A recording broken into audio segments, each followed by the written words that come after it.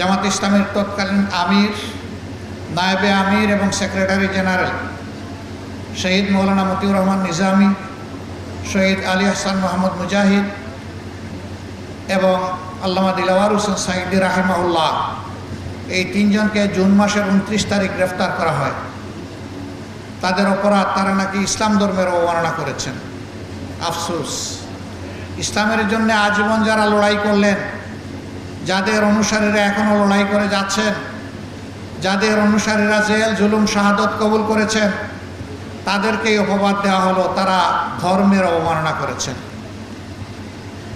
এরপরে তাদের বিরুদ্ধে আরও মিথ্যা অভিযোগ, জঘন্য অভিযোগ আনা হলো 71 সালকে কেন্দ্র করে, এবং সাজানো পাতানো মিথ্যা অভিযোগ ট্রাইব্যুনাল করে, মিথ্যা সাক্ষী জোগাড় করে তারা বিচারের নামে চরম প্রহসন করে এদেশের সবচেয়ে সম্মানিত, সবচেয়ে পরিচ্ছন্ন, সবচেয়ে সৎ, সবচেয়ে দক্ষ নেতৃবৃন্দকে ঠান্ডা মাথায় হত্যা করলেন। 5 জনকে ফাঁসি দেওয়া হলো, 5 জন জেলের ভিতরে মর্মান্তিকভাবে তাদেরকে দুকে দুকে মৃত্যুর দিকে ঠেলে দেওয়া হলো। আর একজন র্যাবের অশোভন আচরণের শিকার হয়ে হসপিটালে গিয়ে দুনিয়া থেকে বিদায় নিলেন। এক এক করে প্রিয় সংগঠন 11 জন শীর্ষ দায়িত্বশীলকে হারালো। তার পাশাপাশি তাদের রক্ত পান করেই তারা ক্ষান্ত হলো না, বরঞ্চ দেশের প্রত্যেকটি জনপদে আমাদের শত শত ভাই বোনকে হত্যা করা হলো। মহান মনিবের দরবারে দোয়া করি, আল্লাহ তাআলা এই জুলুমের শিকার হয়ে দুনিয়া থেকে বিদায় নেওয়া আমাদের সব কয়টি কলিজার টুকরা ভাই বোনকে মুহাক্কিক শহীদ হিসাবে কবুল করুন। সম্মানিত ভাই বন্ধুগণ, তাদের শাসনামলের নাম করা নাম কাড়া শাসনামলে হুঙ্কার ধমকি, জনগণের উপর অত্যাচারের স্টিম রোলার, খুন ধর্ষণ, গুম লুণ্ঠন, অপরাধ জগৎ তারা গড়ে তুলেছিলেন। তারা রাষ্ট্রযন্ত্রকে বিকল করে অচল করে দিয়েছিলেন, রাষ্ট্রের সবগুলা সাংবিধানিক প্রতিষ্ঠান ধ্বংস করেছিলেন। এক ব্যক্তির ইশারায় রাষ্ট্রকে উঠতে হবে, বসতে হবে সেই পর্যায়ে নিয়ে গিয়েছিলেন। একটা দল ছাড়া সকল দলের অস্তিত্ব ধ্বংস করার জন্য উঠে পড়ে লেগেছিলেন।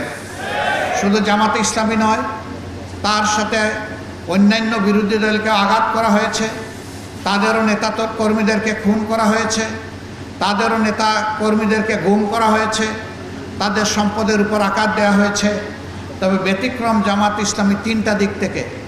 প্রথম ব্যতিক্রম হচ্ছে জামাত ইসলামের শীর্ষ যে 11 জন নেতা 1, 2 ক্রমিক থেকে 11 পর্যন্ত চলে গেলেন, এই বিপদ অন্য কোনো দলের জন্য আসেনি।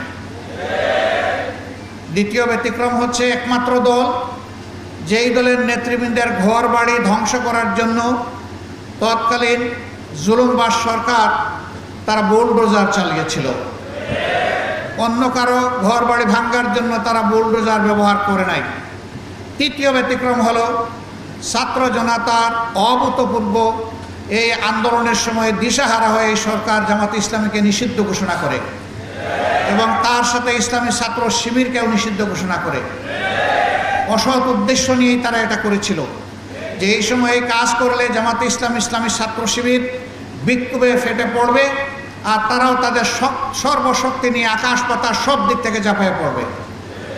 আন্দোলনের গতিপথ পরিবর্তন হয়ে যাবে, ছাত্র জনতার এই আন্দোলন ব্যর্থতায় পর্যবসিত হবে।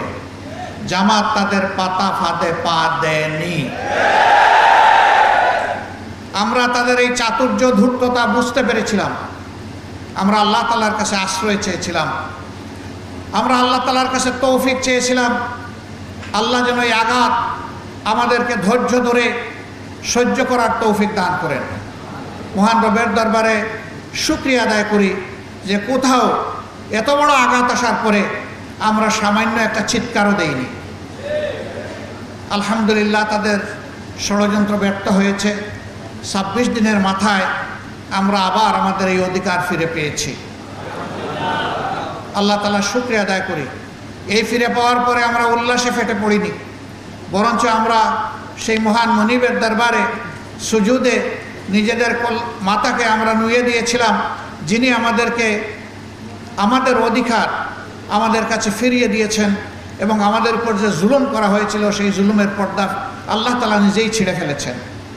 আমার সম্মানিত ভাইয়েরা, এত ত্যাগ, এত রক্ত, এত জীবনের বিনিময়ে বাংলাদেশ যে দ্বিতীয় বা তৃতীয় স্বাধীনতা পেল, এই স্বাধীনতা আজকে বাংলাদেশের 18 কোটি মানুষের কাছে সেই সমস্ত শহীদ ভাই বোনদের আমানত, যারা এই আন্দোলন সফল করতে গিয়ে দুনিয়া থেকে বিদায় নিয়েছেন, সেই সমস্ত ভাইদের আমানত, যারা জালিমের গুলিতে 2 চোখ হারিয়ে তারা এখন অন্ধ হয়ে পড়েছেন, সেই সমস্ত ভাই বোনদের আমানত, যারা লড়াই করতে গিয়ে তাদের হাত এবং পা হারিয়েছেন, তারা পঙ্গুত্ব বরণ করেছেন।